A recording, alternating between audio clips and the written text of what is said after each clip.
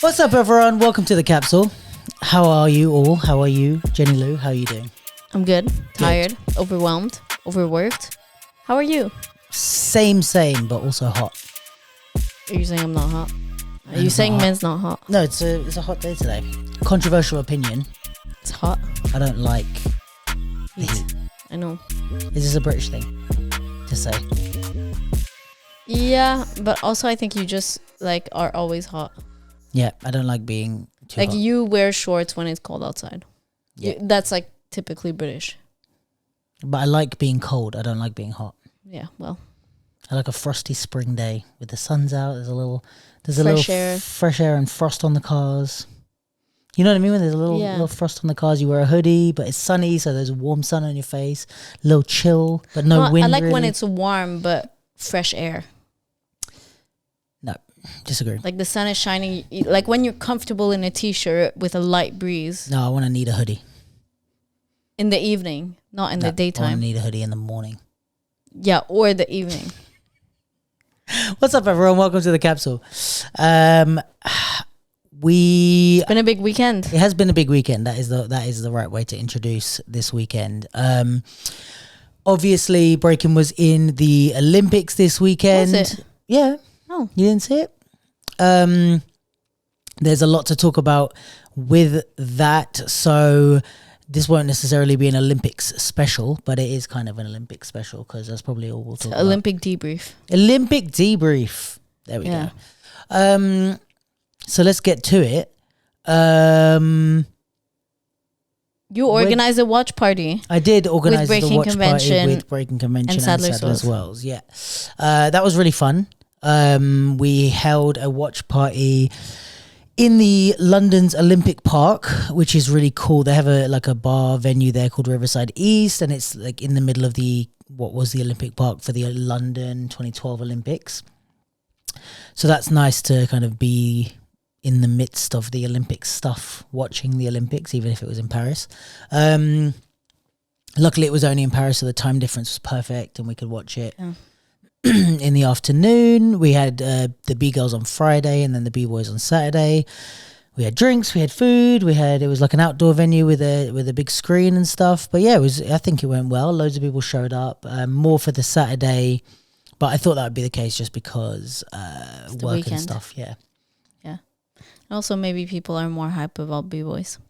Yeah, I think so, which is a shame. But the people that are into breaking would be equally hype about both. But maybe if you're not, you might know more the names of the B-boys. But yeah, who knows? Who knows people's motivations? But it was quite busy both days, and it was a great vibe both days. Yeah. So well done. I enjoyed. Yeah, it was fun. Yeah. Shout out to Breaking Convention and Sadler's as well. Yeah, great partners to work with. Everything was super easy, and I think we had a nice vibe. It was very fun. Where should we start with the actual Olympics? You tell me. Okay, there's a lot of discussion around the Olympics. I feel like we should attack it all in one podcast. Okay, so where to begin? Let's start with the fact that breaking is in the Olympics in the first place. We've spoke about this on multiple other podcasts. We've spoken to people that have been a part of the Olympic run. We've spoken to breakers in general. But for an audience that maybe, if this is your first time tuning into the capsule, first of all, welcome. Nice. But second of all, people are talking about, how come breaking's in the Olympics, blah, blah. That's the first misconception or whatever. How come breaking's in the Olympics? This isn't a sport, blah, blah, blah, blah, blah, blah. There is stuff like rhythmic gymnastics. There is equestrian dressage or whatever it's called. There is, what other thing? There's figure skating. There's loads of stuff that is artistic sports. So it's not that out of the realm of whatever else is happening in the Olympics. It's a competitive discipline, so that's why it can be put into the Olympics. And there is a judging system. We spoke about it at the watch parties and on multiple other podcasts, but for people that don't know, the 5 criteria they have for, I'm going to try to remember off the top of my head, is musicality, originality, execution, technique, and vocabulary. So these are the 5 areas that the judges look at, and within that they judge the round, and there's 9 judges.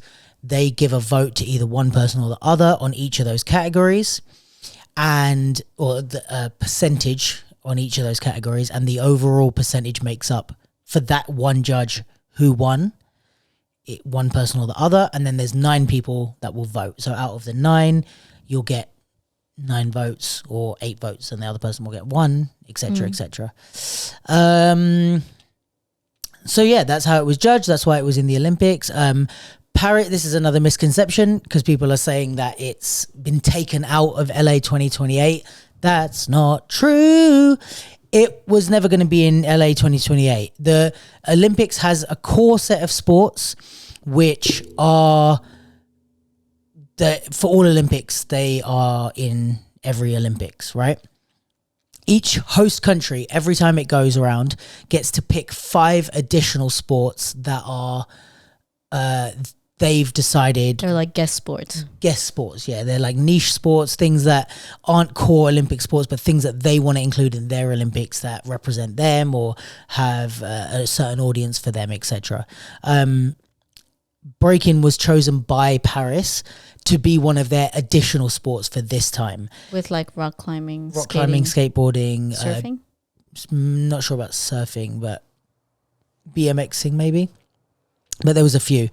And then LA has chosen stuff like lacrosse, tag football, cricket, stuff like that, which it's easy as dancers for us to be like, what? Why have they chosen lacrosse? But the more you look into it, the more there's like reasons. There's huge audiences in some of these sports. Like, for example, lacrosse is a Native American sport, and they're choosing it to honor the Native Americans and give them a chance to compete, because there's a team that's very good that's a Native American team, and they're allowed to compete in LA because this has now been put in, etc., etc.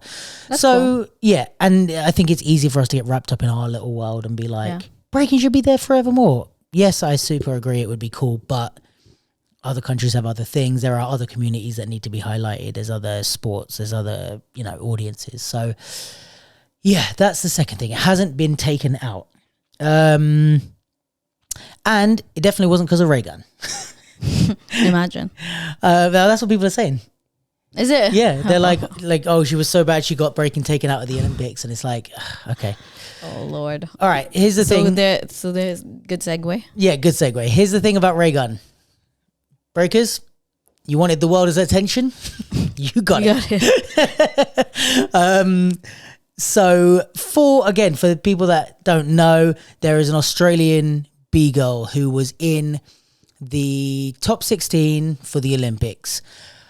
Her rounds went viral, like crazy viral. First of all, they were like being shared in the dance scene, and then it just blew up, and there's famous people sharing it like all over the place.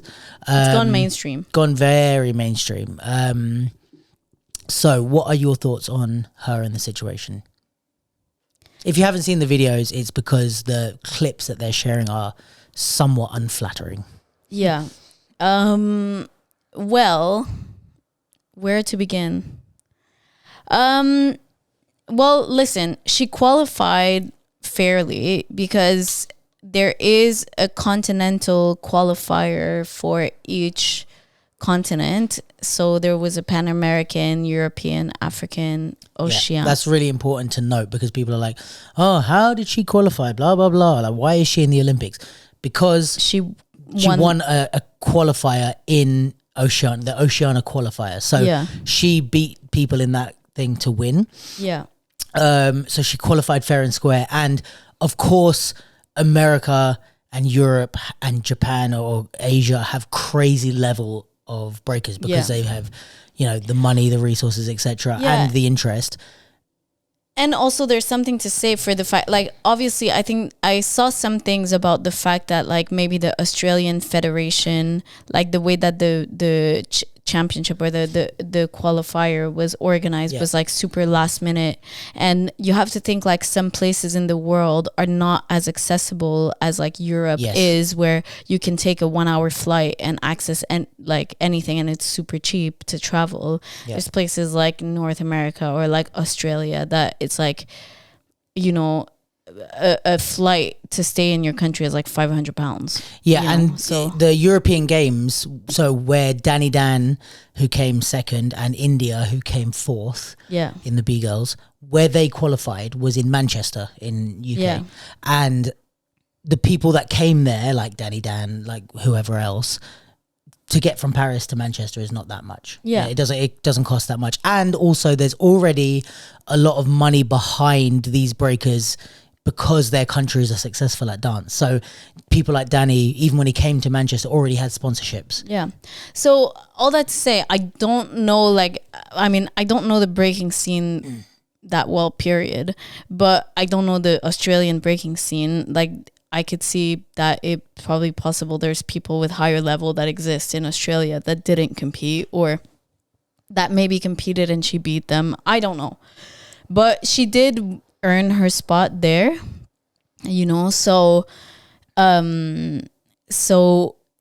you know, then there's a lot of conversation around the fact of like, did she have the level to be there and to compete? And you know, I think there's like, it is quite nuanced, and I get a lot of different, like, I understand a lot of different point of views that, you know, was her presence there justified or fair, you know, or deserved. And it's like, it was according to the rule book of the Olympic. Now, if you want to talk about like the culture of breaking and the culture of hip hop, like, you know, I think, like, you know, I've seen like, I've seen some people say stuff like, oh, she like should have, you know, pulled out, or like maybe she shouldn't have entered, even like, because she should have been aware of her level. Disagree. And yeah, well, go on. I feel like my thoughts are so like not scattered, but I'm not expressing myself very clearly. Why the fuck would you've qualified fair and square? Why would you pull out? Oh, I'm not good enough for what? You're going to lose. Like, if she had won the Olympics, then we're both dancers. We might not know the breaking scene, but we know the dance scene better than the average person. Her level isn't anywhere near the other people that entered. That's fine. Like, I've been in battles where my level was nowhere near anyone else that entered. Yeah. I've been smoked every round in a 7 to smoke. It doesn't mean I shouldn't have been there. It just means the judges need to vote against me because I wasn't good. And she didn't win any votes. She didn't, you know. And, you know, I think I agree with that. And, you know, my response also to like kind of seeing that kind of thing, or people saying that, is like, okay, so when you get an opportunity that there might be somebody who deserves it more than you. Yeah, you're going to pull out. Do you step away and give the opportunity to somebody else? And it's not like, not even that. It's like, okay, because she probably knows that there's people in the world who are better than her. I've won hip hop battles where there exist better hip hop dancers than me. But I entered that battle. Out of the other people that entered, I won. I got the judges' votes. She entered a competition, and out of the people that entered that competition, she won. Now, we can talk about, and this is where the internet doesn't get it, because the internet is not about nuance. The internet is about what can you say in one sentence that will go viral, or people will agree with or disagree with. But two things can be true. The Australian Federation could have fucked up. I don't know the details, but the Australian Federation that put on her qualifier to get her in the Olympics, if they did it last minute, which would mean, or if it was unorganized, or if they didn't advertise it properly, there's a million reasons why the best and brightest in the Oceania region might not have attended, because if it was too last minute, that means they couldn't get last minute flights, or they couldn't afford last minute flights. And on top of that, if there's not a lot of money already in breaking, those dancers are probably not very wealthy, or don't have sponsors that can buy flights for them, right? So that could have happened. It also could have been badly advertised, etc., etc. We don't know. That can be true, and that can be a point that we can, as the dance community, be annoyed at, and we can say, you know, the Australian Federation messed up big time. But it's not her fault. It's absolutely not her fault, right? She entered a competition. She won that competition. She qualified fair and square. She had no bad intentions with what she was doing. She just entered a competition and won, and anyone else would have been very happy to win that same competition. She also shouldn't have pulled out after that. It's the Australian Federation that messed up. Once you win a qualifier, it's not like she got selected. If she just got selected at random, and then it would be very different conversation, because if she just got selected and the Australian Federation said, we're going to put you forward. If the Team GB, whoever, Breaking GB or Dance Sport England came to me and said, Luke, you're going to represent breaking in the Olympics, I would say, hold up a minute. Yeah. Yes. Let me put hold up a minute, where do I sign up? No, I would say, let me put forward Sunny, let me put forward Karam. However, if I enter the qualification being terrible at breaking as I am, and the judges voted for me against Karam, hey, I don't know what I did, like I don't know what happened, but I won. I'm not saying, well, I actually disagree with the judges, Karam should go instead of me. No. And you know, I guess this is the thing also, like I fully agree with you, and you know, in a sense, like that's what I was thinking when I saw people saying that she should have pulled out. It's like, well, I mean, okay, do you hold yourself and your people to the same standard? Whatever job you're in, if you've said that, whatever job you're in, you must think that there's no one on the planet who can do your job better than you. Yeah. Or you're saying, oh, there is someone that's better than me at my job. I just got the job. I just applied. I interviewed. I got the job. I need the job. Same shit. Yeah. And, you know, the other thing that I was thinking about that is like, you know, kind of difficult, and it doesn't justify like all the kind of abuse and like dragging that she's been going through. But what did I want to say?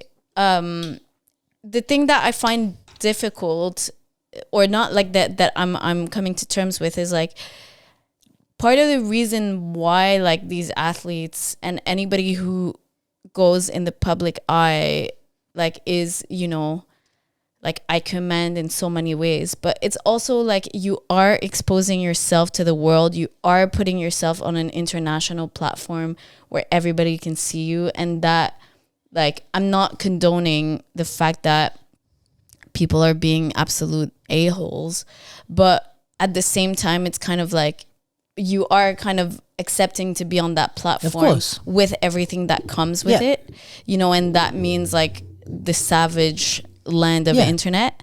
So, you know, I think like I'm not saying it makes it acceptable, but I'm also like, okay, with kind of like great exposure comes great. Yeah. Like you have to, I think like you have to enter these spaces with like, all right, you might get the good, the bad, and the ugly. Yeah, but and she hasn't said anything.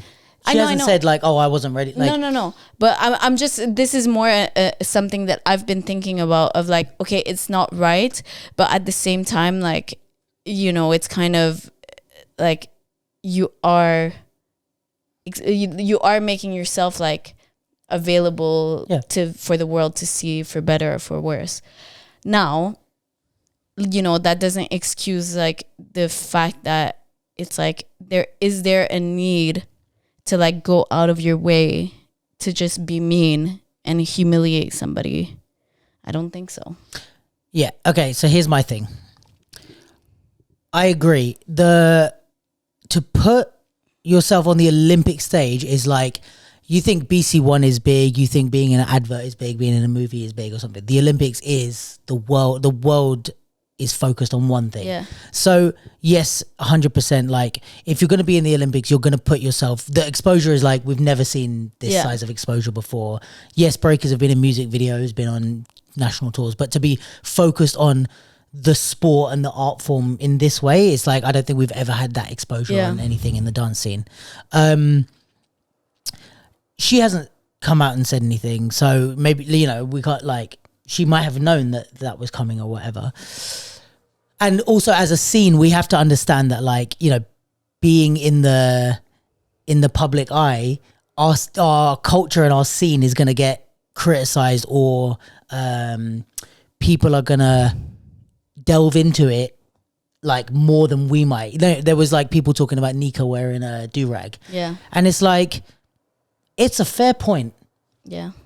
Why is she wearing a do-rag? Maybe it makes her head slide better. Yeah, but it's also something that black people use for their hair and is a bit weird of a choice for a white person to wear. However, in the dance scene, mostly people have been like, I think it's weird or whatever, but they've just kind of said, let it go. Whatever. You know, I heard multiple people talking about white Europeans wearing do-rags and it being strange. But for whatever reason, nobody's really bothered enough to call it out or whatever. Now, when we're on the Olympic stage and we're on the world stage, it's not confined to just people that care about the art form or have relationships that they don't want to mess up, blah, blah, blah, blah. It's just people. Yeah. They're going to say what they see. And I've seen people talking about Nika's. That was the second biggest thing. It was Raygun, then it was Nika wearing a do-rag. Yeah. I mean, they're gonna look at like, oh, well, how is it judged? Well, we can't be like the audacity to question our culture. Like, no, it's like we've put it on this huge world stage. We're gonna get questions. If you don't like it, you don't like it. But people. This is my thing, right?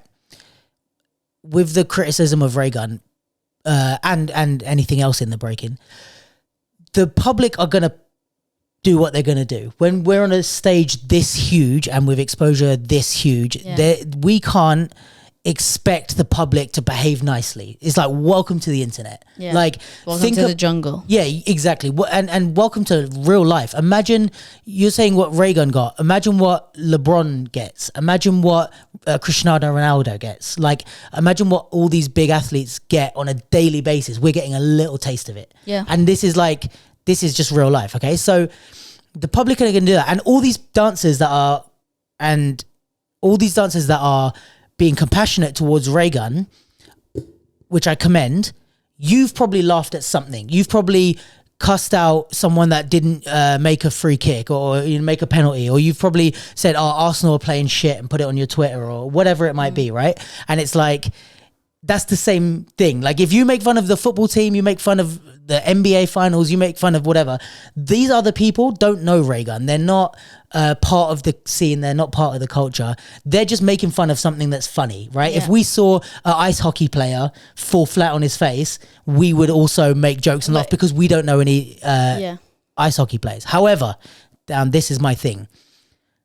Dancers in the scene should know better. Okay. And this is where I got pissed off, because the public are going to public, memes are going to go around, people are going to talk about it, people are going to question breaking, they're going to laugh at her, whatever. That's normal. It could be fucking Hero 10 doing head spins and people would still find a joke in it or whatever. Dancers in the scene, we are not that far away from each other. I feel like every dancer in the world is maybe like 2 or 3 mutual friends away from knowing each other. You know, we all kind of know someone that knows someone that knows someone, and people are going to see that shit, right? So I, first of all, this is also important to say, I have no problem with jokes. I love to laugh. I love to laugh at other people's expense. If people laugh at my expense, totally fine. If you talk in your group chat, you make fun of me, you make fun of other people in your group chat with your friends behind closed doors, all good. Like, I think it's all fair game as long as you're, behind closed doors. If you're putting shit out on the internet to cuss someone where they're gonna see it because you're in the same fucking industry as them, I don't understand what's wrong with you. Because especially, either there's one of two things. Either you haven't researched the situation and you're dumb, so you've just jumped into action to comment on something that you have no idea about. Like, oh, she shouldn't be in the Olympics. She qualified. Like, focus it on if you were saying a very nuanced critique of the Australian Breaking Federation, I'd say fair play. But to cuss out the dancer or to make fun of her, you're jumping to a conclusion about that. If you're doing it for the laughs and stuff, cool, I get that. But have a little fucking compassion, especially when you see it start to blow up. I would, like, if you reined it back and were like, all right, this is getting a bit far now, fair play. Like, maybe you jumped on it early and you were like, oh, I actually regret that. Totally fine. But like, the dancers that are going out of their way to cuss her, to make fun of her, to join in on the memes and the jokes and stuff, it's like, I would hope all this peace, love, unity bullshit like had a bit more actual standing. It's like, oh, we're all together until we're not, until someone does something that we want to make fun of, until someone does something that we don't agree with or whatever. The outside world are laughing at breaking, right? Not completely, but they're laughing at one aspect of breaking. It would be great if we would peace, love and unity ourselves together to fucking defend her, you know, and to push back on the outside world. It's going to be a very minimal pushback, and it's not going to work in the complete sense of destroying, you know, all the meme pages and everything that's gone viral. But having a little bit of pushback as a unified culture would be fucking nice. And I think this is where you start to see the cracks in all these people that are like, I love the culture, I love this, I love that, blah, blah, blah. It's like the way that your brain has to go, oh, this is horrible, I'm going to make fun of her, blah, blah, as opposed to saying, isn't it crazy that breaking culture has reached Australia, like, or has reached all of these countries and stuff like that. And this is something that, yes, maybe the level there isn't great, but maybe or her level isn't great. I think the level in general is like lower than, let's say, France or the States, where the level is super high. But there's lots of places where the level is lower than other places. Like the popping level in the UK is lower than some other places, but it doesn't mean that it's an embarrassment to popping. Do you know what I mean? It's a weird way to think, and I don't get it, and I don't like it. And yeah, I just really, like, when I saw some of the memes, some of them are very funny, and some of the like parodies and stuff that people are doing online are very funny. But when I see some people that are sharing it and some things that people are saying, I'm like, I don't want to hear another fucking love and light bullshit thing and community, unity, peace, love and having fun. I don't want to hear it if you were one of those people that did that. Because it's like, you see, when it fucking comes down to it, you show your true colors.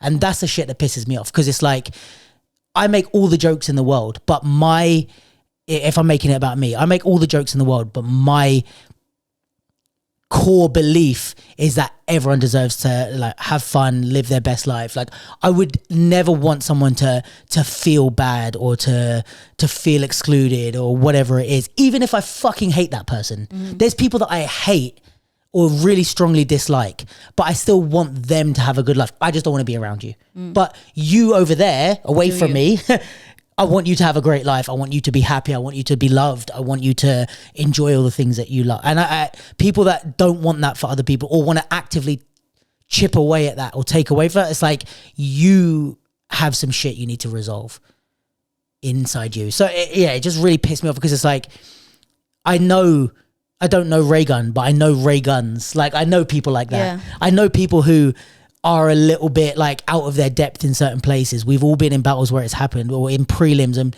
people are just doing their best. And not to mention, this fucking woman, the world has potentially ruined the happiest day of her life. Like, she'll never get a chance to be an Olympian again, and that's her memory of it. Yeah, like, that's fucking horrendous. And it's like, yeah, I'm behind closed doors, on your close friend's story, in the DMs, I'm all for it, especially if it's funny shit. I love laughing. But publicly, where she's going to see it, I saw one thing this made me think of, which really changed my view on it. I saw an interview with Tom Holland, Spider-Man, and he was saying that they said something about him, like, in every picture, he was like, he was always tensing his mouth, and they were like, there's like a series of pictures, and he said, he was on, I think it was Graham Norton or something, and he was saying, basically, I saw like, there was loads of memes going around that like I looked like I had like a frog in my mouth or something. Like, he was like he kind of has that natural face, and he was like, there was loads of memes saying like Tom Holland always looks like he's like swallowed a frog, and he goes, it just made me like really insecure. So every time there was like people around, I was like tensing my mouth to not look like Stu. And I was like, that's fucking Tom Holland Spider-Man is insecure about how his face looks because of your stupid fucking tweets. And I was like, it made me rethink. It's like, yeah, you're going to put it out on Twitter because people are going to laugh, but is that person going to see it? Like, just because they're a celebrity, or just because it's like, yeah, Tom Holland or Brad Pitt or whoever it might be, Taylor Swift or Drake or whatever, it's like, they're still fucking people with feelings. Yeah. And even more so, a fucking breaker who knows one of your friends for sure.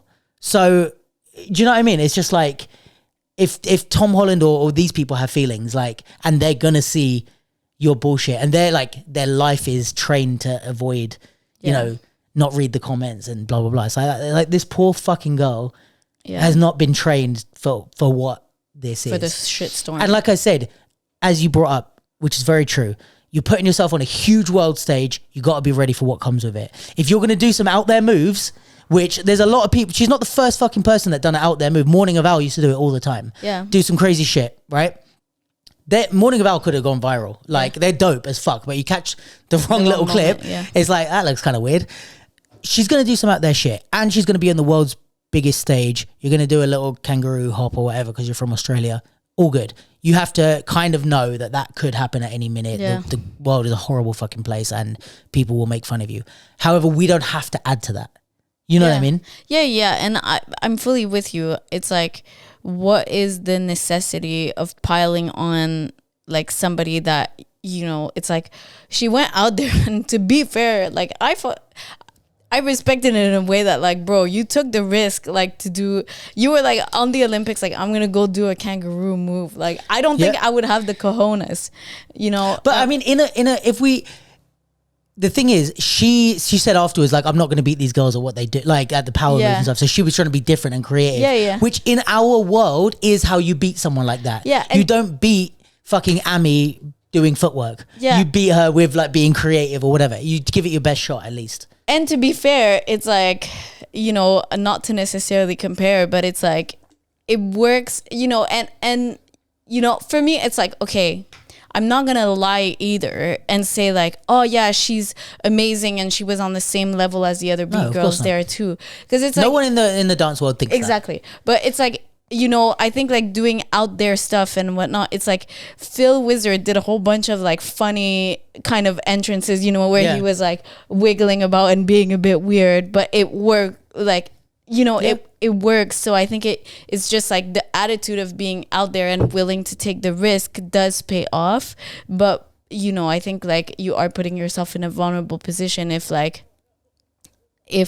level isn't fully there. And I'm not saying it justifies the abuse that she's getting, and I completely understand. And it's like, especially from people within the dance scene, it's like, is there a need to like pile on?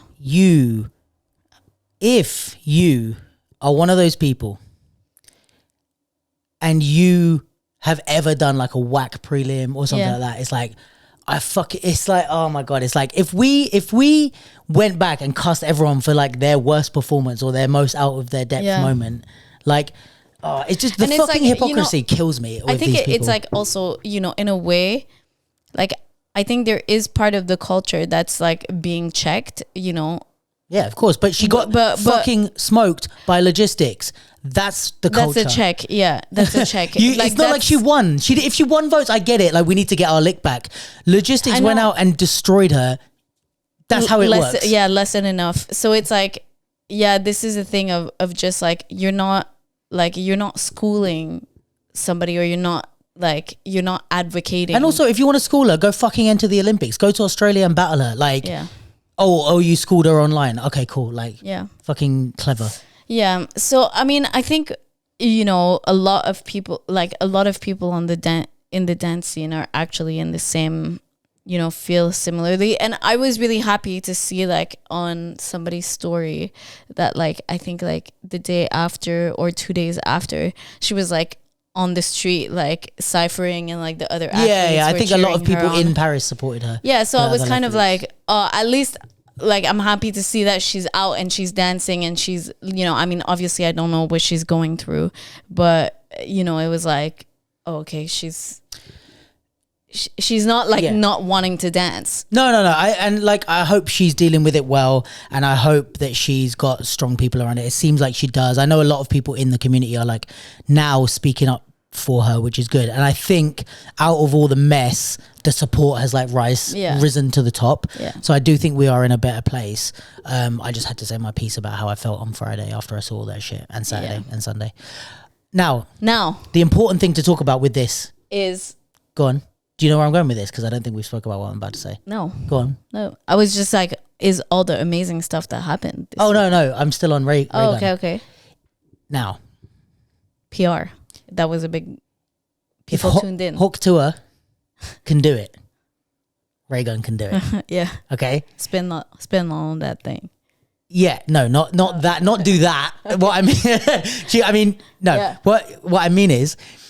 if she can take if that Hawk Tour girl can take a moment of virality and turn it into a career, which she's doing now. She's on podcasts. She's getting sponsorships, blah, blah, blah.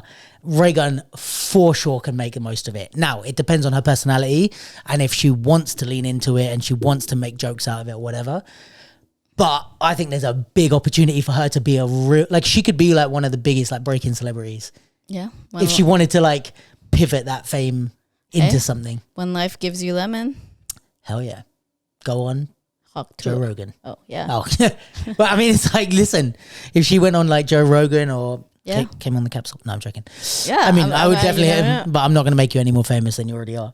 But no, I mean, it's like, yeah, if she can like pivot that into something and make some smart like business moves and lean into it, make some jokes. Like if she parodied her own shit or like did some, you know, like, there's those content like big content creators, like the guy, I think it's Akeem's the guy that does all the like, if Michael Jackson played different sports. Right. You know, those type of, I don't know if you've seen them. No. Like the guys that Dennis does collabs with and stuff. Yeah. Like if she went around and did like stuff online, she could grow her, I don't know how much she was on before. She's on 70K now, but she could do, she's on like mainstream shit. Like she's the most talked about person out of this. Out of the whole Olympics. You know what's crazy? People go, I saw one thing on Threads or Twitter or something that was like, the only two athletes I'm going to remember, I think they were making a joke, but it's true. It's like the only two athletes I'm going to remember from this year's Olympics is the silver medalist shooter, the guy with his hand in his pocket, and the Australian B-girl. Oh. But like... Yeah, that's kind of cool though. It's like, but it's like, that's what like the cultural moments are.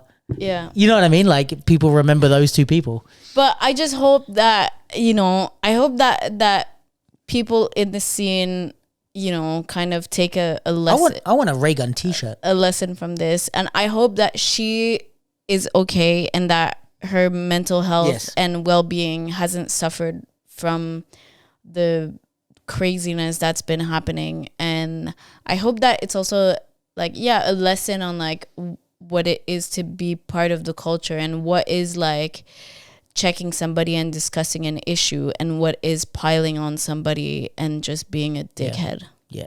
Because I feel like sometimes the line is not as clear as people think. Yeah, and you get carried away by the fucking internet because you can't see people and you're just talking behind a screen and you don't have to face those people in real life. Yeah. And you don't have, not you, them. Oh. You don't have to explain yourself. When you can write something in 2 sentences, it's easy to think that you're the shit, right? Yeah. Start a fucking podcast, talk about it for an hour, and if you still stand behind your point after an hour of talking about it, cool. Yeah. But it's like talking out subjects with you, with guests or something, like I realize I don't know what I'm talking about halfway through talking about it, because if I just had to put everything I thought I knew into a tweet each time, I'd think I was the smartest person in the world. But when you have to talk things out, you realize you don't really have that much of a fucking point. You say, how could she qualify? And someone goes, well, she won a battle. Okay, now we're already in. But if you just go, write the tweet, how could she qualify, post it, you think you think you're onto something, but you're not. Yeah. Anyway, that bothered me, but I wanted to enjoy my weekend, so I didn't want to talk about it. And also, I wanted to wait for the pod. What's up, everyone? We're going to take a quick break so I can tell you about the Capsule's YouTube memberships. We've now introduced 2 membership tiers, which you can use to support and help us grow. First, the Capsule Contributor tier is £1.99 a month and will earn you a loyalty badge and contribute towards the sustainability of the Capsule's entire platform. Secondly, we have the Loyal Listeners tier, which is £4.99 a month. And here's where it gets good. There will be an extra private episode for every public episode we release, which will be only for the loyal listeners. You can request topics, hear our real and raw thoughts, and get behind the scenes and exclusive content in addition. Every single penny we receive from these memberships will go directly into the Capsule platform, helping us to grow and evolve in so many ways. All you have to do is click the join button in our profile or under this video for more details. We really appreciate everyone's support on the journey so far, and we're super excited to move into this new phase. But first, let's get back to this episode. But there's a lot of good stuff. Let's talk about the good exciting stuff. Things that happened. It was really fucking good. I thought, I was so behind India. Yeah. I'm so sad she didn't get a medal because India's like fucking MVP for me. Absolutely killed it. all of the B girls were dope. I think like I really enjoyed watching the B girls. I think we were talking about earlier today was like the B girls somewhat being like, as a dancer, being easier to like relate to the creativity of what they're doing. Like when I see Hero 10's round where he's just fucking flying, I'm like, okay, I can't do half of one of those things, let alone 17 of them in a row and then into head spins or whatever. Yeah. So I'm like, it's almost like watching like a Marvel film. I'm like, I don't even recognize that this is real. It's more like watching gymnastics. Yeah, in a way, although breakers don't kill her for saying that. But no, but I know what you mean. It's like, it's like you're just seeing flips and twists and you're like, what the fuck even? But with the B girls, because they're not doing that level of power, watching it, you're almost like, like especially as a dancer, I can see the thought process and I can see the creativity because it's like they're just slightly above the like, you know, level of physicality that I would ever do on the floor, but like enough close to what I would do on the floor that I could go, shit. Like I see the expertise way clearer because I've tried to, you know, find like a way to go from a knee drop to thread into this I've tried to do that and I see them do it and I'm like, whoa, that's way better than A, anything I would ever think about doing, but B, anything I could ever physically do. So I'm like, it's close enough to what I can do to be like, I really get it, why that's so dope and what you're doing there. Whereas with the B-boys, it's like I'm really struggling to like comprehend how hard it is to like change directions out of a fucking air flare or whatever, you know. And yeah, I completely agree. I like not to say to my surprise, but I did like get more invested in the B girls. I think like I got more kind of into it, but I think it's also like, you know, don't come for me because I'm not like I don't know breaking that well, and especially like with the breakers. With the B-boys, I feel like watching a lot of power, it's like it goes so fast and it goes so much one move into the next that it's like, okay, I can see like, oh shit, that was crazy, but I also don't catch like all the small variations. Exactly. And the variations are way smaller.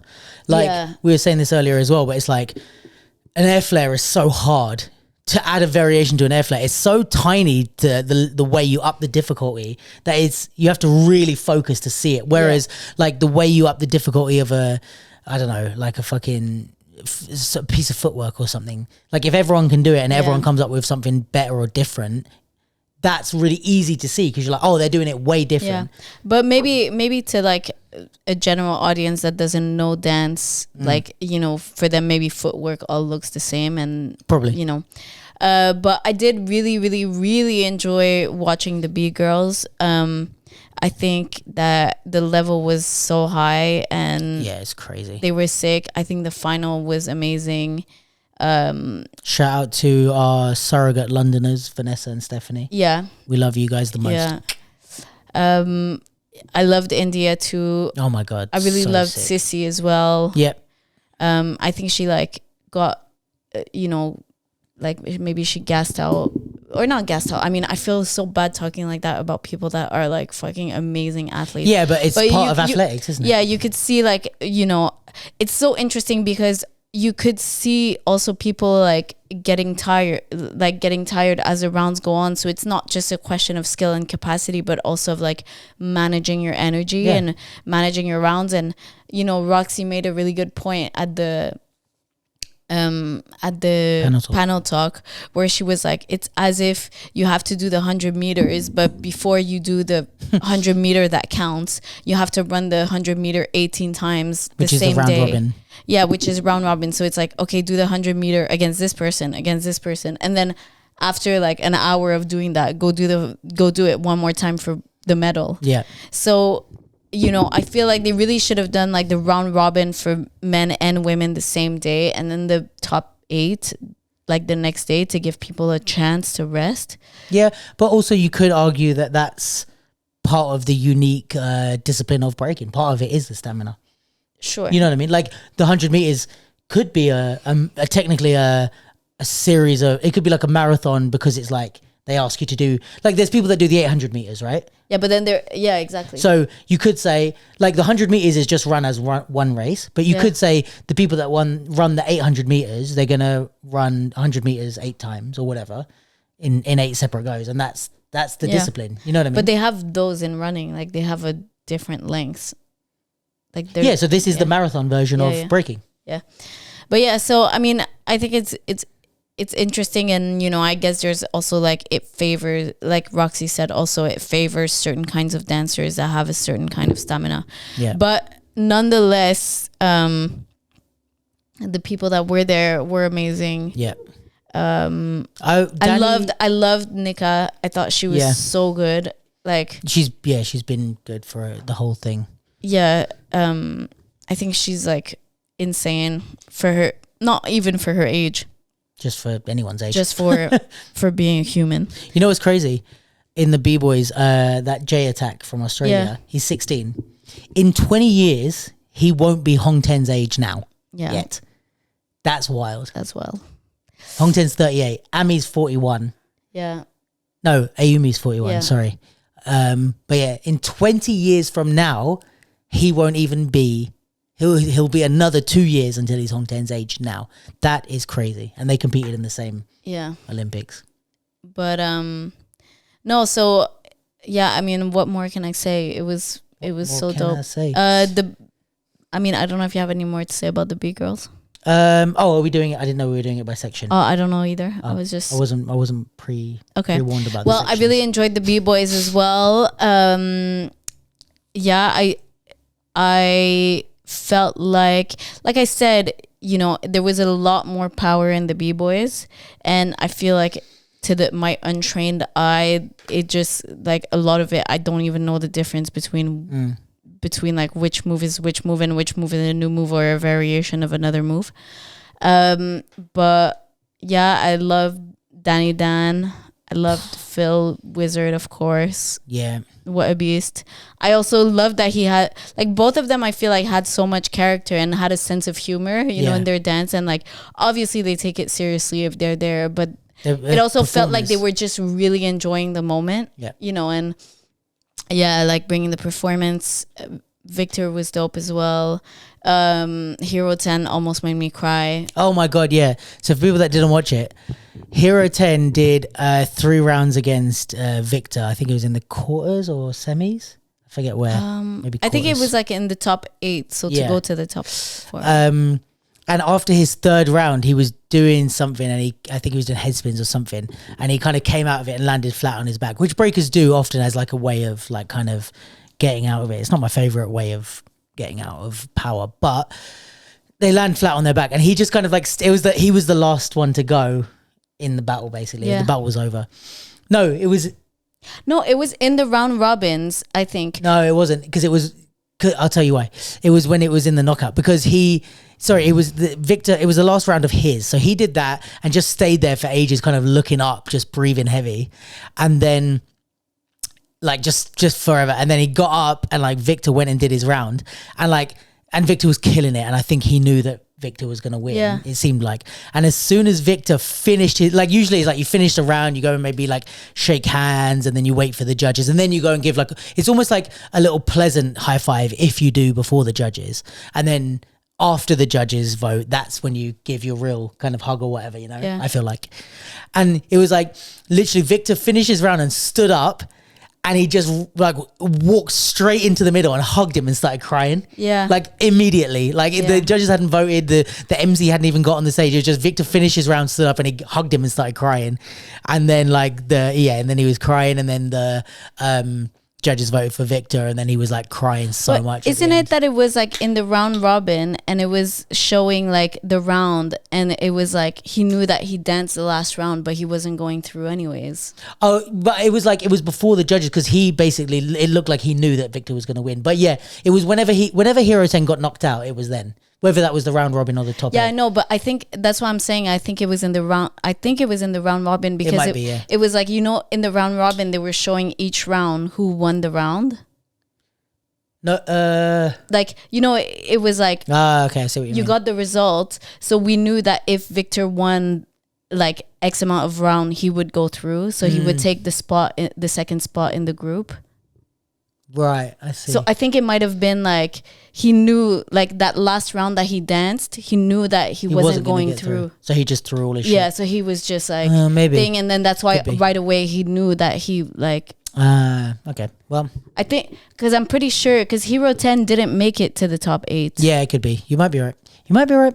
It wouldn't be the first time. If only there was a way we could find this all out on a platform. Yeah, I'm pretty sure that this is what happened, and that's why he was so emotional, like even in the round, and that he just threw everything, like the whole kitchen sink.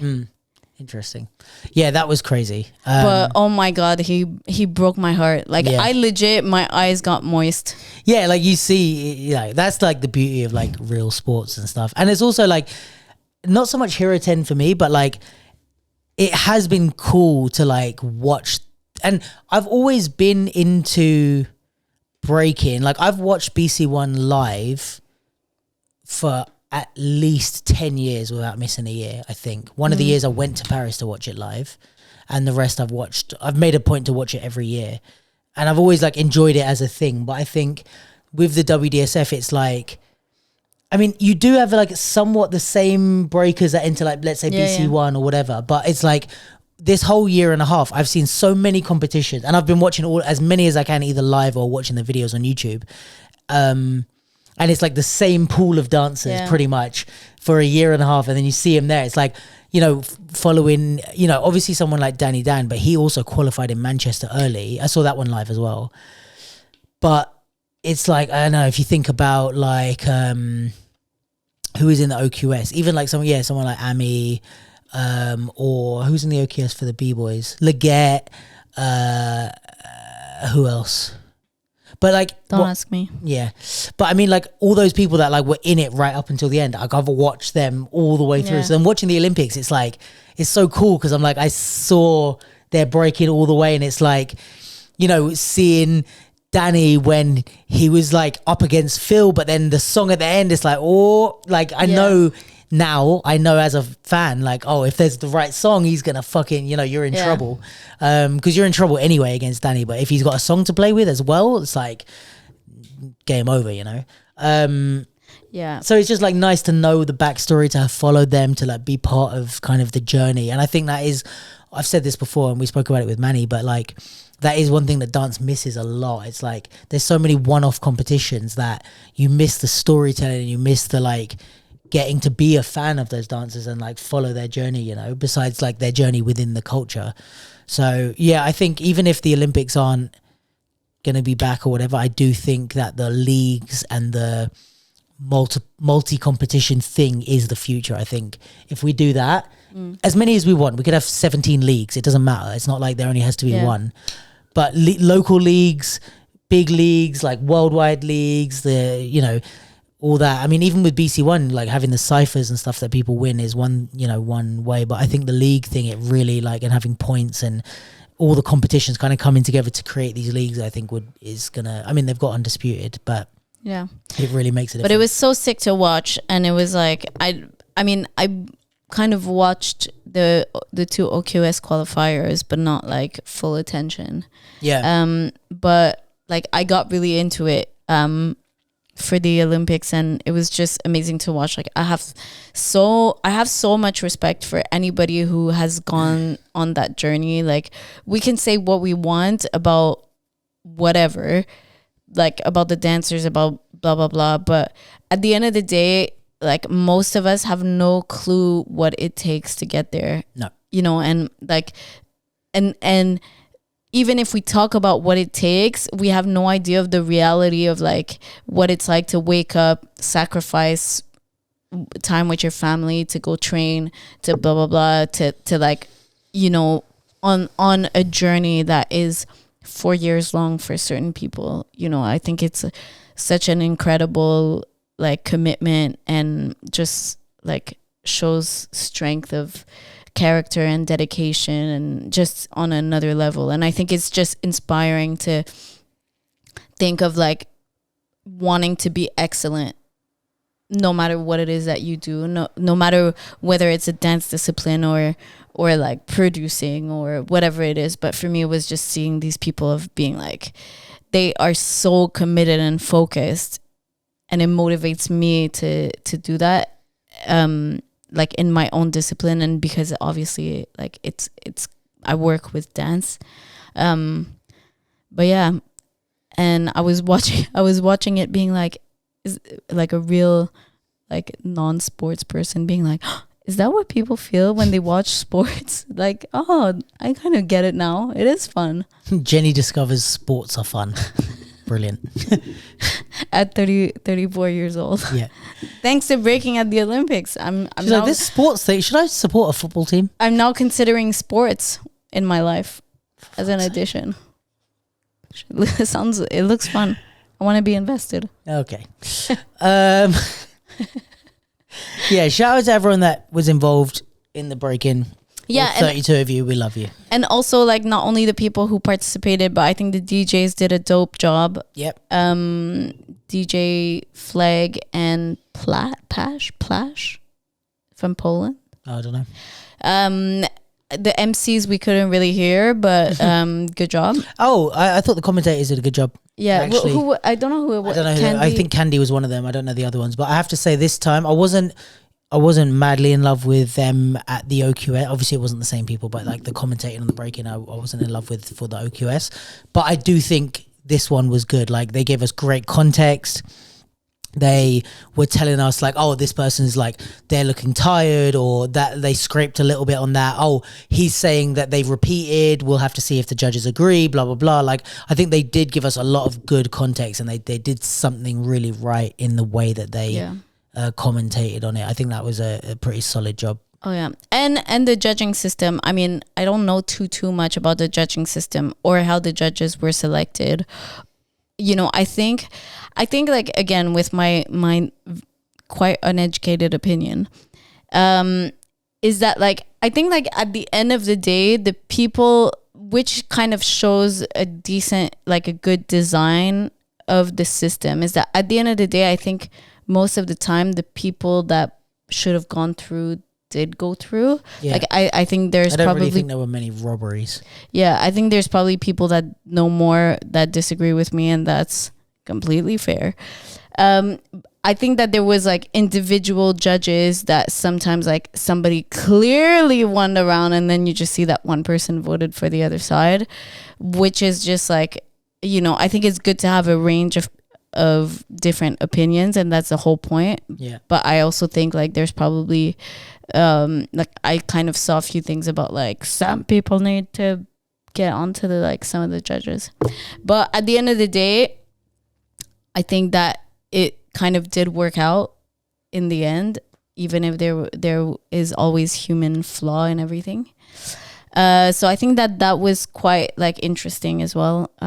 Just another aspect of it. And I think there's like a lot of people that have worked behind to make all of these things happen. Like, it's not just a matter, like there's so much thinking and brain and manpower that has to go behind like putting these things, these systems, these federations, these like national groups. So I think it like, you know, mobilized a lot of people around the world and to create something that was quite special and really cool to witness. Agreed. Also, I think one important thing to say is that the word history isn't a gendered word, and you don't need to change it to herstory. Yeah, or himstory. Yeah, none of that is needed, because history isn't about... The word history isn't built around a gendered thing, and women can make history too. Yeah. And have... And yeah. And that's fine. Yeah. So... What else?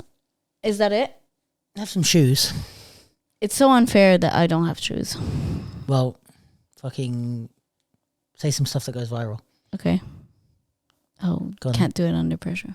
I'm scared. I don't think I want. I don't think I want the smoke. Exactly, you're not ready. I want the shoes. Sneakers, but I don't want the smoke. You got to take the smoke to get the sneakers. God damn it. Yeah. Shout out to Nike London and Nike Europe, because they sent the Nike. These are called the Nike Jams. Not mad at the name. And yeah, I thought I would try them out, take them for a test drive, give them a little review on the podcast. This is what we did last time. We balanced them here, but I don't think that's going to work this time. Yeah. For your viewing pleasure. No, that's not going to work. Yeah, maybe it's there. Should I try? Should I try? No, taking too long. All right, cool. There you go. There's one there, one behind. I instantly want to pick it up to talk about it. So they are pretty nice. Obviously I'm not a breaker and I haven't actually danced in them. I do hip hop and pop in. I haven't actually taken them out for a session.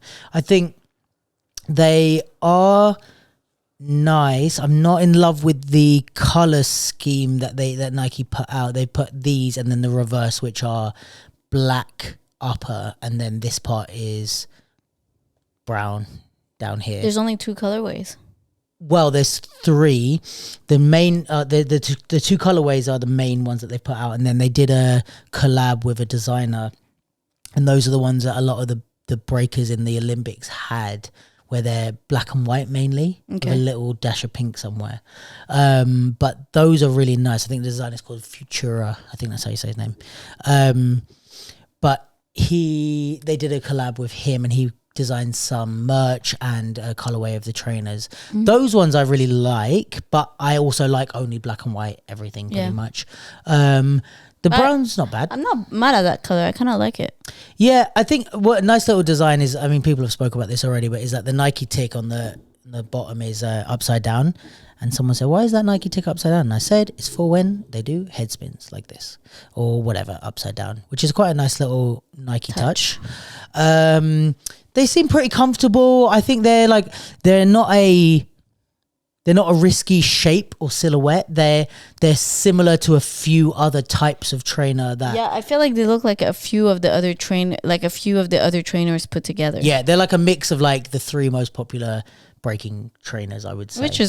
Which is fair. Makes sense. The thing is, obviously, you'll only know with wear and tear like how long they last, because one thing for a breaker's shoe, even more than a normal dancer's shoe, is like how long it's going to last and in the right places. So like this bit here, if you can see, like just by the toe, that for whatever reason, and it's probably even more so with breakers from sliding the toe, but even for me doing like floor work or whatever, this bit starts to come unpeeled with other shoes. It's already happened with my Air Max 1s. So it's like, these are the sort of things that will matter, is like if you can beat the trainer up and it has its structure, because some people don't necessarily need the trainer to be fresh and brand new. They just need it to uphold its structural integrity for a long time, even if it's scuffed and messy. If it's still together in the right places, it doesn't matter what, how dirty it is, because people just want to break in it, and you can still recognize the silhouette and it still looks good with the colors and stuff.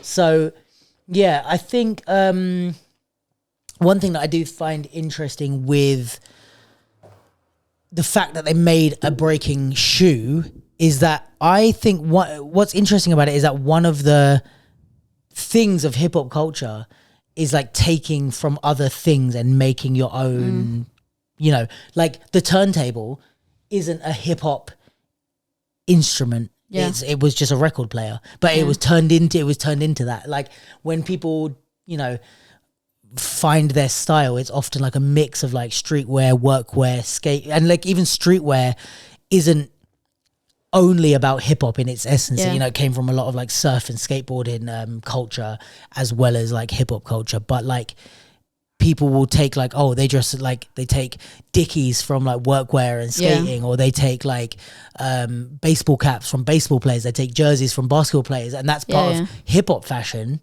But it's not hip hop clothing. It's not. This is design. This is like one of the first things that's like designed for hip hop. There's obviously jazz shoes and shit like that.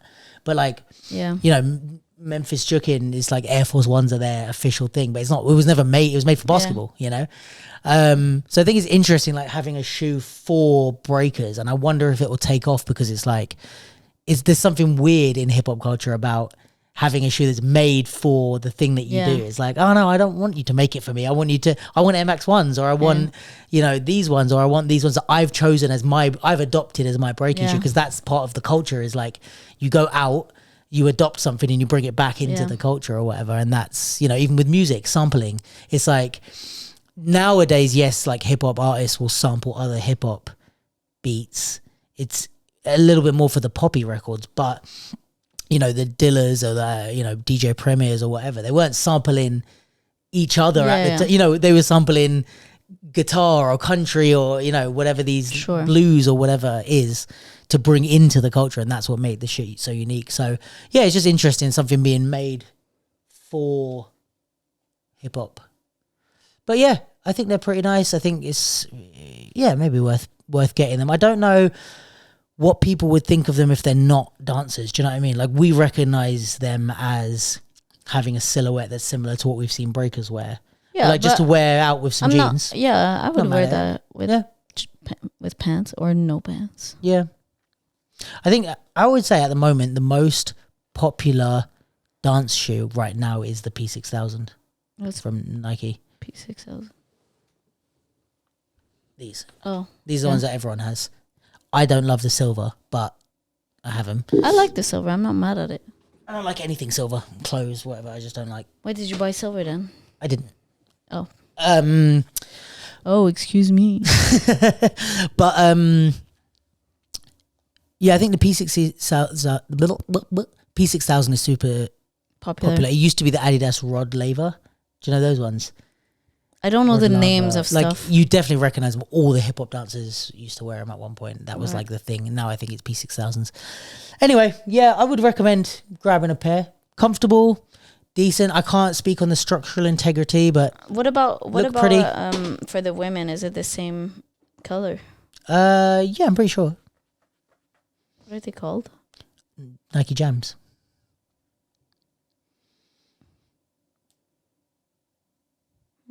Interesting.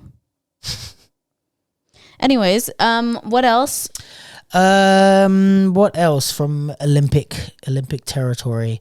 I'm interested to see what happens now moving forward. Obviously, we'll see how much the brands stick around. We'll see how much the exposure sticks around. I think there's a lot of responsibility on the dancers and on the community that we need to do something with it. We don't just sit and wait and go back to what we were doing and be like, you know, they're gonna come knocking. Yeah, like, hey, stay around. It's like, well, if we're not doing anything special, all the money and all the people are not going to stay around. Like, we've got the attention, now let's do something with it. But yeah, having said that, I mean, there's the 2v2 battle that's like for 100 grand in Paris next month. Obviously, summer dance is coming up, Battle Bad, Jack of all trades, which I'm going to be at. And then, you know, towards the end of the year is BC1 in Brazil. So it's like there are things that we can like signpost towards and push out. I think I'd be interested to know, like, having done the Olympic thing, would you be more excited to tune into BC1 now? Yeah, I think so. And like now that you know, like you'll know for sure people in BC1 now that you've seen that. So like, would you kind of feel the same sort of like excitement to watch there in? Yeah.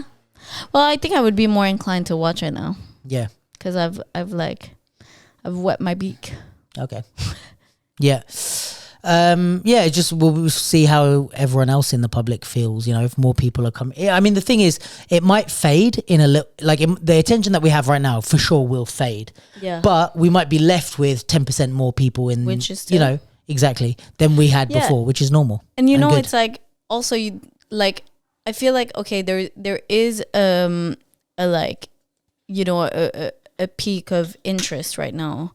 Or not a peak of interest, but like, you know, it's kind of like we have people's attention and whatnot, and then this might fade, and then there's going to be the next hot, exciting thing that like people's attention is going to go towards.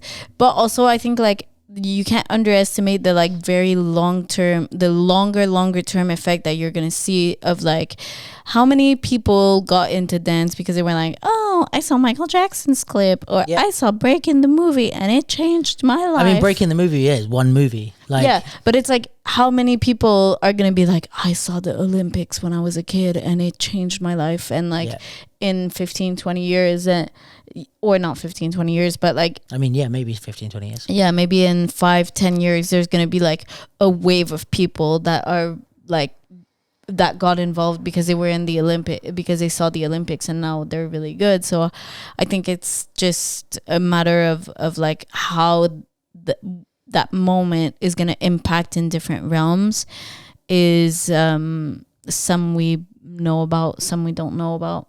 But I think it's important to make lemonade. Sure. Yeah. Yeah. That's pretty much it, I think, in terms of Olympics. I think it was great.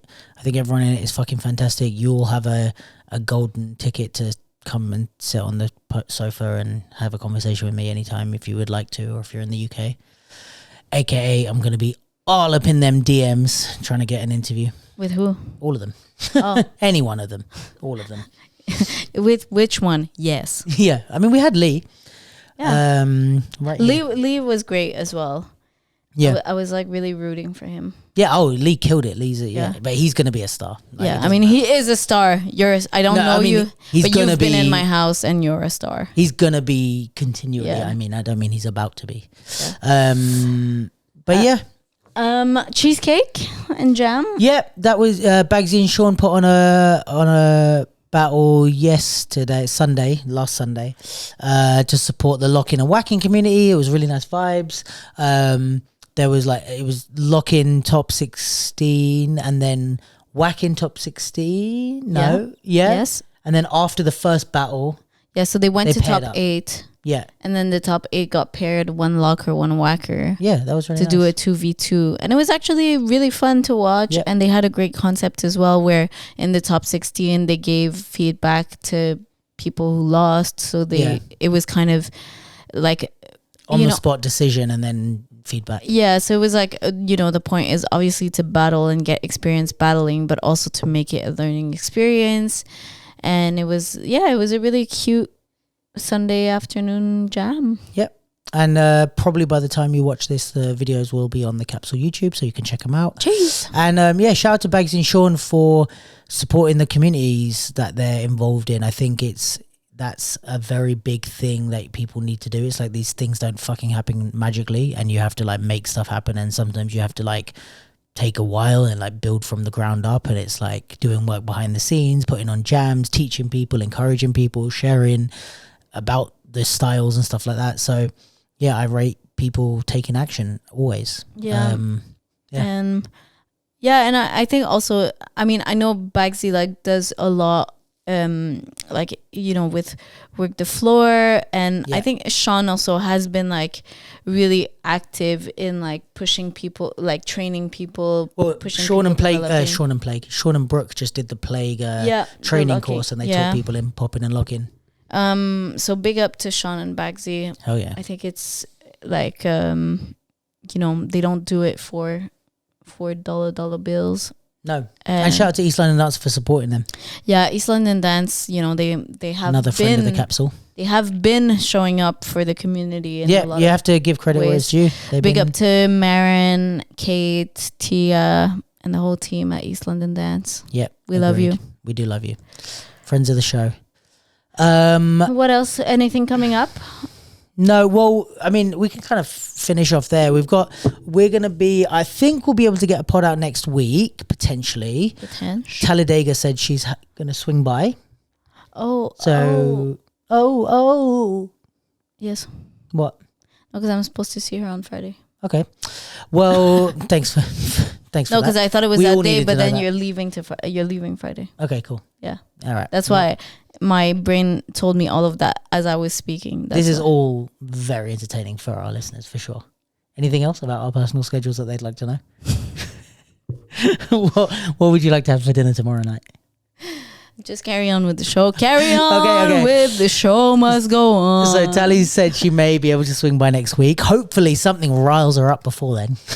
Yeah, come on. Is it somebody offer an underpaid job for a major artist? Yeah, because it always makes for a great pod. With Tally. Yeah. So why don't a musical ask people to stay overtime for free or something like that? Yeah. Come on, give us I'll give some people a call and see if I can pull some strings. Yeah, no, so we'll hopefully do a pod for you next week, and then I'm going to Montreal for Jack of All Trades. Shout out to my people, my Montreal people. Come on, get on down. I can't wait to be out there. I consider it my city-in-law. I can't believe you're going without me. I know Jen's not even going, but I'm super excited to be there to see the family. Yeah, which is now my family, and all my friends who are now also my family. No, but we're going to be, I'm bringing my camera, I'm bringing my stuff. We're going to create a bunch of content out there. I don't know as and when it's going to get up, but we are working with Jack of All Trades to get some juicy podcasts done.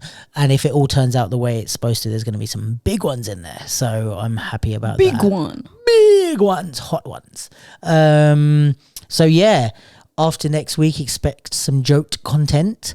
And there might even... No, there's one coming before that, which I'm going to Paris to record this weekend. Ooh, so that interview, it's not actually... Well, depends. Exciting. I didn't mean controversial. I meant like suspense. Ah, yeah. So, yeah, I'm going to Paris this weekend to record an interview. I won't say who it's with yet. Ooh. That will be out maybe the week after Tally's one while I'm in Montreal. That would make the most sense. And then there'll be some Jack of all trades content, which will come out after that. I'm going to the 2-on-2 battle in Paris. Not as official anything, just to watch. But believe me, I will come back with updates and insights. I'm going to be at Battle Bad. So shout out to my Sauce Elite people. I don't have any Sauce Elite people. But my Paris people, I'm gonna be at Battle Bad, so obviously we'll kind of review that. I went in 2014 was the last time. Yeah, it was when I was there. Before we met. Yeah.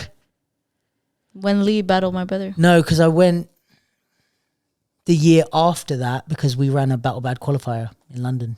Okay, so you didn't go in 2014 then? 15, 16, I don't know. Yeah. But yeah, I haven't been for quite a while, so I'm happy to be back. The guys that run Battle Bad are super dope as well. And yeah, I think that's it. One last thing I do have to say to people out there. Hi. If I haven't asked you to be on the pod yet, I am here to tell you it's not because I have any ill will towards you or have any feelings about you. And I'm not saying this in like an indirect way because there's been so many people that this has come up with that they feel that if I haven't asked them to be on the podcast, it means I don't want to talk to them. You cannot begin to understand how much work there is behind the scenes to organize the podcast, run the podcast, do the interviews, make it all fit together in a timely manner that addresses certain topics, plus all the other work that I do, not only for my work to earn a living, but also for the community, things that I'm doing for free. I don't like to disclose when I'm doing something for free because I don't want to like put an events business out there and say, oh, they're not paying me or they are paying me or whatever. So just understand that there's a lot of stuff that I'm doing and trying to help people and going to do certain things and interviews. Some of the interviews that are like for a certain reason, some of them because people just happen to be around and I said, okay, cool, last minute, like come over tomorrow or come over tonight. So it's not such a grand plan and it definitely isn't anything personal to people that I haven't spoke to. I want to, and the mission of the capsule is and will always be to record as wide of a range of interviews as possible. I want to speak to as many people as possible. I want to record conversations with as many people who represent all different areas of the scene, even if I'm not in those areas as an active dancer, but like I want to record all of the stuff that we are doing in this scene, all levels, DJs, music producers, dancers, event organizers, whatever it is. And I really want to do that. And I'm working behind the scenes and Jenny is graciously helping me. So is shout out to Steph B, Emily Labhart, people that are like really having my back to really build the capsule. But there is so much behind the scenes work that needs to be done before I can have any level of like consistent output, and I'm doing my best to keep that rolling while we're working behind the scenes. But please understand, I'm doing a bit of a balancing act. I'm doing a bit of juggling. I didn't really want to talk about this so publicly like this necessarily because I'm having these conversations with people when they do come up, but it happens so much and there's so many people that I'm finding out think that I have an issue with them because I haven't asked them to be on the podcast, which is actually a huge compliment. But I promise you there is not a single person on this planet that I don't want to interview because I don't like them. That is not true. No, it's not. I think it's like it's never a thing of like you're purposely trying to exclude somebody. No. It's just sometimes like the chance hasn't arisen. And arisen. As a aspiring business person, it's in my best interest to remove any feelings or any bias or anything from my business strategy. Yeah. I want the capsule to represent everyone, and even if I did have a problem with someone, I wouldn't let that come in the way of my platform. That would be shooting myself in the foot. So there is no one, and I'm saying this truthfully, there is no one right now that I don't want to interview for the reason of not liking them. Secondly, even if I didn't like someone, I would still want to have conversations with them. That's the long and short of it. So yeah, please understand that. And I love all of you for, wanting to be on the podcast. Also, a lot of the people that have come on have shown an interest in the platform and in the interviews. Like, I don't assume that everybody wants to come on. It's sometimes news to me that people have an interest in talking to me and being on the podcast. So people that have reached out and said, oh, I listened to the podcast. I love your podcast. I love podcasts. I love that interview we did with that person. Then it kind of comes up that, oh, do you want to come on and we'll have a chat? But if I don't talk to you in the scene, I don't, you don't talk to me, you don't interact with the platform really, I don't know. So as much as you might want me to reach out to you, also please do reach out to me and say, a few people have done that and said, hey, I'd love to do a podcast sometime. Great, cool, we'll try and make it happen. But yeah, if you don't reach out, I don't know. So please do send us an email or whatever, and just say, I'd love to be on the pod sometime.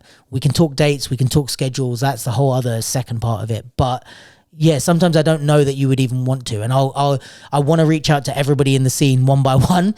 It's going to take me a bit more than 187 episodes or wherever we're at, because there's thousands of us. But yeah, if you want to be on, please communicate that with me, and also understand it's nothing personal from me. I promise. I love you all so much. You can't begin to understand how much I love this scene. Like, I couldn't have done 3 years of working my ass off if I didn't love the scene, regardless of any personal relationships with people. There's people that I'm not close with. There's people that I am close with. I love all of this shit. I always have. If it ever changes, I will throw this fucking podcast mixer in the bin the next day. If I ever stop loving the dance scene, I'll throw this shit in the bin. I'll burn my house down. No, I won't do all that. Okay, well, but, I mean...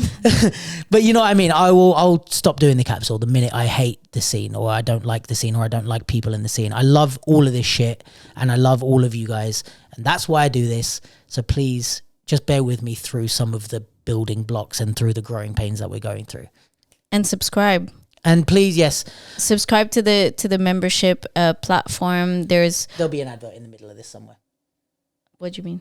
I have a pre-recorded advert. Oh, okay. Watch. Listen. Hope you like it, guys. Yeah, listen to the advert, but I think also from a like kind of non-advert, but advert.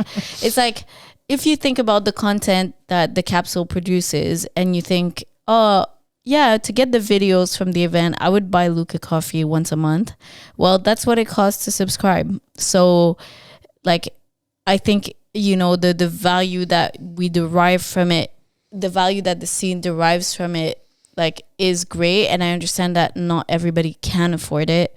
But if you can afford it and you feel like you would want to contribute that, like, it does really go a long way. And as we're building this structure that is going to support future projects, that would play a huge part in helping us build that. So please do subscribe if you can. We're creating more content to put behind the paywall to make it even more so worth your while than it already is. But if you've benefited from all the content for free, then consider paying £2 a month for it. Yeah, thanks for that. I think it's a bit more than £2 a month, but yeah. Okay. Oh, there's that one tier, but anyway. Yeah, anyways. And finally, shout out to all the loyal listeners who tune into every pod. We love you. We appreciate you. You guys are the best. And that's it. It's been another episode of The Capsule. Love you. Miss There's you. some outro music playing right now. All right. Peace, guys. See you next week.